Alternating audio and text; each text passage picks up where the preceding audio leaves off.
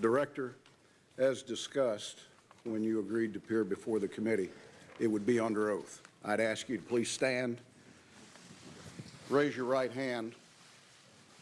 Do you solemnly swear to tell the truth, the whole truth, and nothing but the truth, so help you God? Please be seated. Director Comey, you're now under oath. And I would just note to members, you will be recognized by seniority for a period up to 7 minutes. And again, it is the intent to move to a closed session no later than 1 p.m. With that, Director Comey, you are recognized. You have the floor for as long as you might need. Thank you, Mr. Chairman.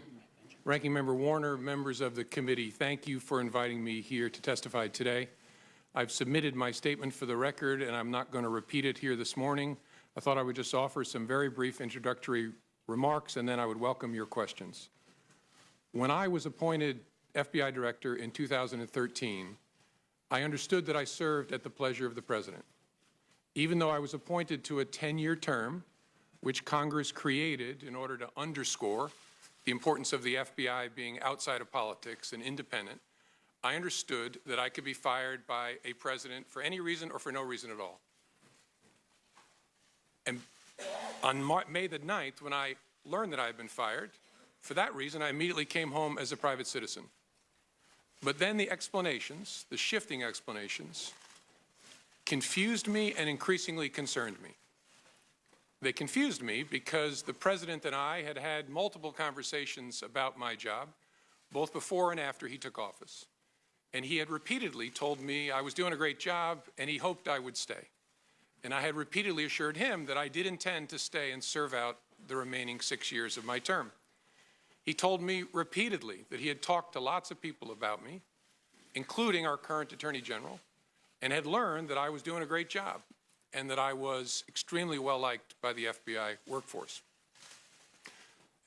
So it confused me when I saw on television the President saying that he actually fired me because of the Russia investigation, and learned again from the media that he was telling privately other parties that my firing had relieved great pressure on the Russia investigation.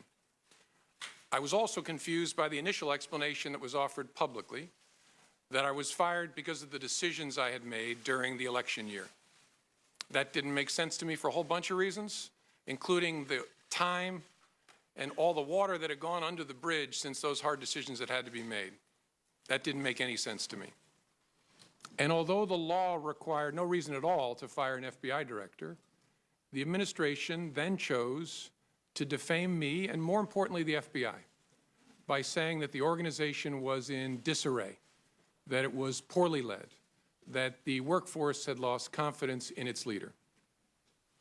Those were lies, plain and simple.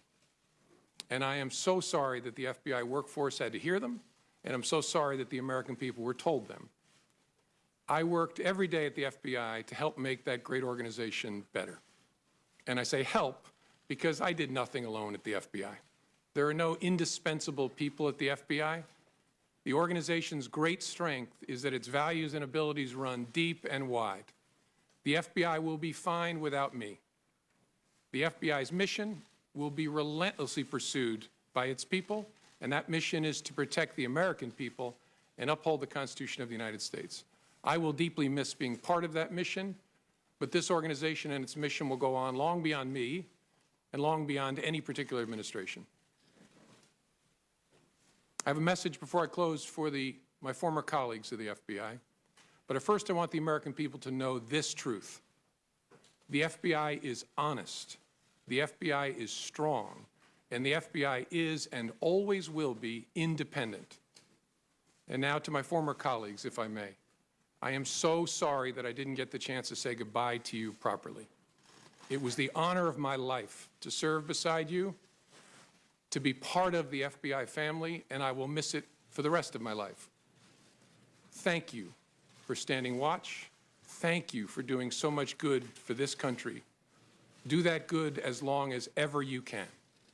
And Senators, I look forward to your questions.